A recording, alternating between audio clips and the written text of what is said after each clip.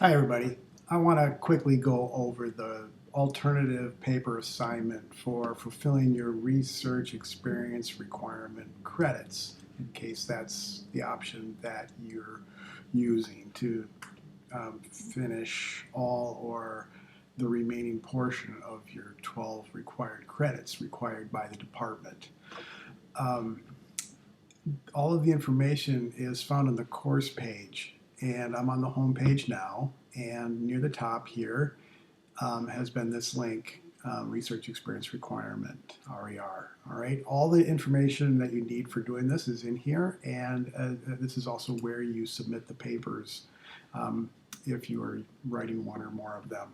All right, so the top half is information about the preferred way of getting these credits for most folks is to participate in studies that have been posted on SONA. And at this late point, I don't recommend doing that. Okay, so you're listening to this now because you are interested in the alternative assignment. So that's all down here below the actual participation information. All right. So, in short, you get up to 4 credits for each one of these papers. So, if you needed all 12 of your credits, you could write 3 of these papers to get 4 credits each. All right, maybe you just need to write one. If you need less than 3 credits, regrettably, we don't have a partial option for getting less than 4. If you only needed to, even as few as 1 or 2 more credits to fulfill the 12, regrettably, the only option is to do a 4 credit paper. There is no half paper or anything like that. And likewise, you can't write a longer one to get 5 or 6 credits or something like that. The good news is that as far as university, college level papers go, this is going to be your easiest paper that you'll write. We're looking for a page and a half, double spaced, and it's not graded. All right, you won't get feedback on your paper, and somebody in the department is tasked to look these over. They or a team of theirs, and do a very minimal review of these papers to see that you have faithfully, in good conscience, done this little assignment. All right. So your task is to track down an empirical research article in psychology on anything in psychology, any research done in psychology. Empirical means that it's a research-based article. That means it's not a review article or some kind of summary article or an opinion article. It's not a chapter from a book. It's a journal article designed to report the results of some study that's been conducted. And so, how do you know if an article is an empirical study or not? One of the best, quickest ways to determine that is to open up the paper, scan through it, and see maybe a few pages in sometimes if there is a method section, all right, somewhere where they talk about the procedure that's done, the participants or subjects, whether they're animal or humans, the materials or apparatus that they used. Okay, so if it's got that kind of information, then it's reporting the result of some empirical study. All right. Surveys often count as this. The survey tool might be, they might be talking about a survey. Maybe it was just an online survey and participants, maybe there wasn't a really elaborate procedure per se. But if there's information about participants and method, the tools or apparatus used, whether they're actual research equipment or survey tools, whether it's done in person or online, and so on. Okay, so if it's got that kind of information, then you're probably safe in proceeding with that article. And ideally and hopefully, you'll find articles that actually do interest you, and you'll enjoy reading that and learning something interesting that augments what you've learned in this course. As far as for what articles to find or to pick out, I would reflect back on the topics of the course and think about what interested you most. Maybe you liked the last chapter best on abnormal psychology. Maybe you want to know more about schizophrenia, or maybe you're really interested in anxiety among teenagers or something. Um, So maybe you liked the memory chapter and you want to learn more about patient HM, or maybe you like the cognitive chapter and you want to learn more about cognitive dissonance or some other heuristic of way of thinking that we method that we use in thinking. Whatever. Think back on the chapters, perhaps, and think of topics that interested you most, and maybe track down an article. Maybe you want to read the original article of something that was reported. Maybe there was a classic experiment that was discussed in the chapter. Maybe you really liked Solomon Asch's conformity study with the line lengths and the subjects conforming to an obviously wrong answer when supposedly judging the lengths of lines in response to peers around them that are giving wrong answers, their engagement and conformity. This is a study done in the 50s. Maybe that article really, maybe track down that original Solomon Asch article and use that as your review. All right. So ideally, don't just go into this, go into this with some interest in mind, some topic that grabbed your interest throughout the course. Okay. All right. So back to the page here. All the information you need is right here under this research assignment, okay, alternate research assignments, okay. So if you pull down this little thing and look at the preview for the assignment, it's, I think, just a single page PDF file that gives all the information and some links and so on, okay. So look, it's supposed to, it's a 1.5 page critical review method, of the methodology and conclusions presented in the article. Use a normal size font, double space it, 1.5 pages. This is about 400 or 500 words only, so it's going to be one of the shortest papers that you write in college, okay.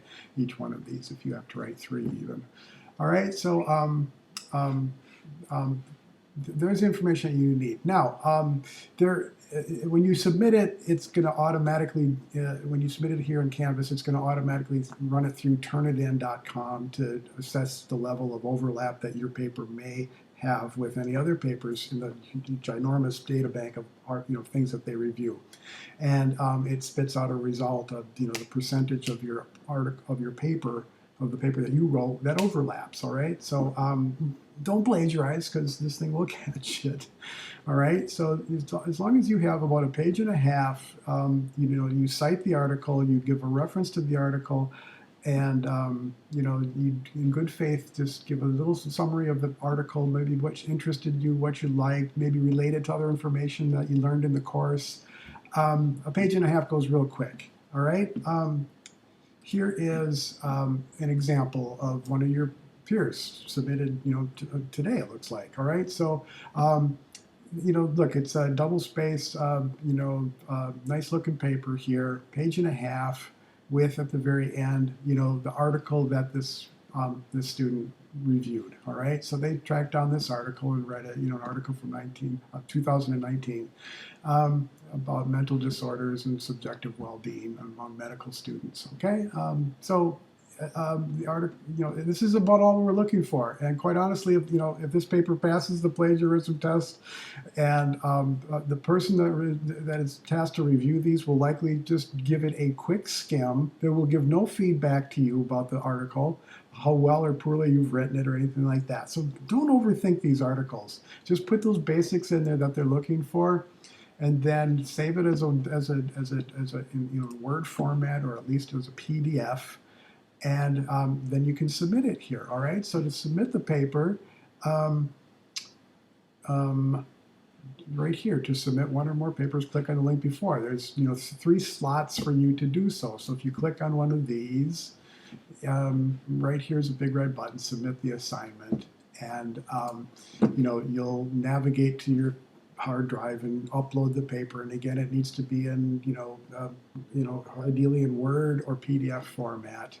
And you submit the assignment. And if you have any reason to add any comments, you're welcome to type in any comments, but I don't know why you would need to do that. All right. It's kind of as simple as that. All right. Now, I jumped, let me go back. Now, I jumped through the process of tracking down your article. Okay, so where do you get these articles? We want you to get, we don't want you to pay any money. There's gobs and gobs of articles available to you free through our university library system. All right, hundreds of thousands of tens of thousands of articles in psychology probably are published every single year. So there are hundreds of thousands of articles that you could choose from. All right, so how do you use our library system, especially in these lockdown days and you can't get to campus to do it in person? You never needed to go in, to do it in person these days. You can do it online. All right, now elsewhere in that original document that described the assignment, I'll go back to that. There was a link right here for using, UC's library system. So that you can, if this is clickable, you can click on it or copy and paste it into your browser. And I believe it goes to this page that I already had opened. All right. And you can follow the information here. Now, I don't know for certain, all right? So if you're off campus, you may need to use what's, a VPN, a virtual private network software, okay? So you may need to get that. Here's information about the web VPN and log into that. I've done this already in the past. I didn't need to do this again. I'm already set up to do that. And if you are as well, you'll be able to log right in. All right. So when I think I clicked on that and that opened up, I wound up on this page here. All right. So in this page, what I suggest you do is you want to go click on the tab over here to get to databases. And the UC Library has gobs and gobs of databases that you can use to look for things in all kinds of disciplines. All right, so you're going to be looking for stuff in psych, and there are actually several, but the best one is one, if you can read that, called Psych Articles, one word, Psych Articles. All right, so if you type that in and search for that, it takes you to a link right here called Psych Articles. If you typed it wrong and you got no results here, you could search for it here alphabetically by going to P and scroll down until you find Psych Articles. All right. So one way or another, get to the Psych Articles link. Click on that, and it will open this standard search window. So you can put in search terms here. So let's say that you are interested in development. You liked that chapter. So develop, if I could type development. All right. Now that's way too broad of a topic. So I'm going to use the and feature here, and I'm going to say children. That's still super broad, and there'll be tons of, if I can type children correctly, children. Now, I'm going to add another term by adding another row here. Click on Add Row, and I don't know, maybe anxiety. I guess I already typed that in, anxiety. All right, so I'm going to look for articles that have to do with development in children having to do with anxiety. Now, you can do another, you don't need to do this next step, but you can, even trim out some of the fluff here and get right to empirical articles by going down to the filters here. And I'm going to pull down that select filter here, and I'm going to tell it to pick articles by methodology and select, look, empirical study. Click to highlight that. Now it's going to look for those three search terms and limit it to articles that are, that are filtered by empirical studies. So I'm going to click search and see what it comes up with.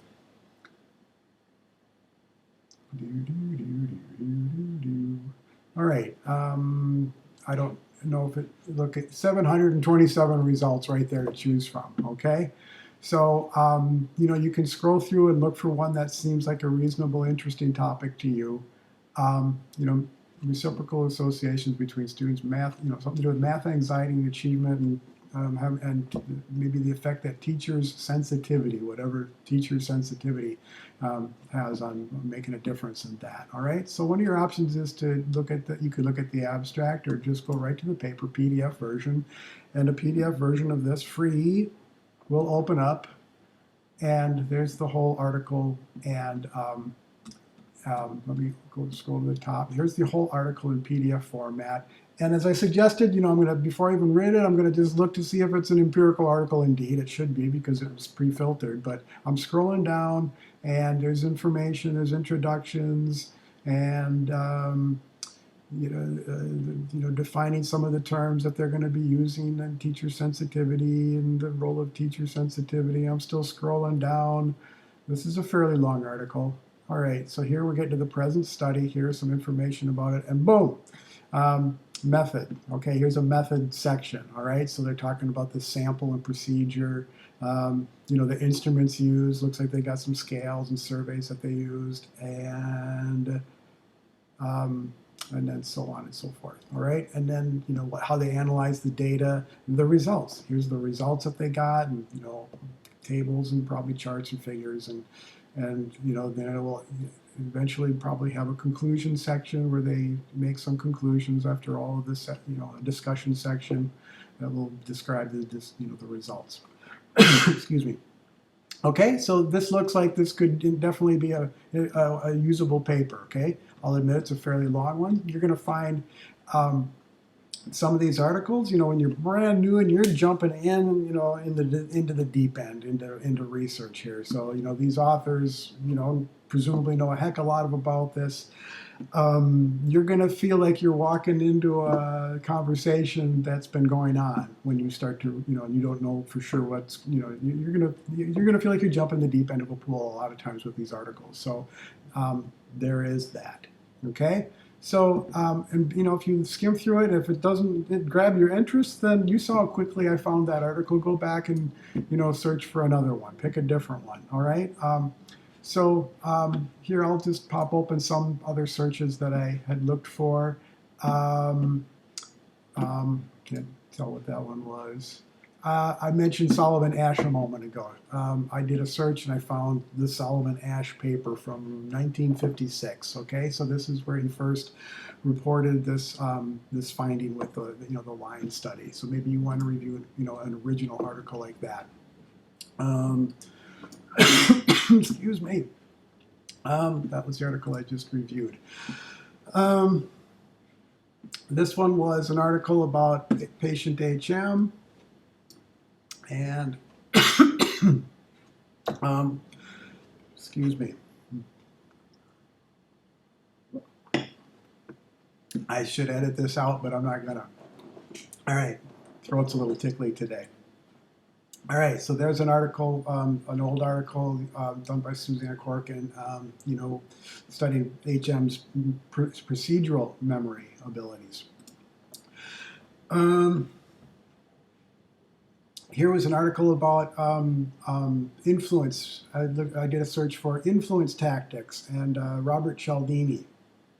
And, so this has to do with the, social influence online, the impact of validation and likability. Those are two tactics, two concepts associated with influence that you learn about in Chapter 9. Okay, so anyway, finding articles once you're in the system is free, it's easy, and it's quick. Okay, so if you find your article and do the review like I suggested and posted it, you should be just fine. Okay.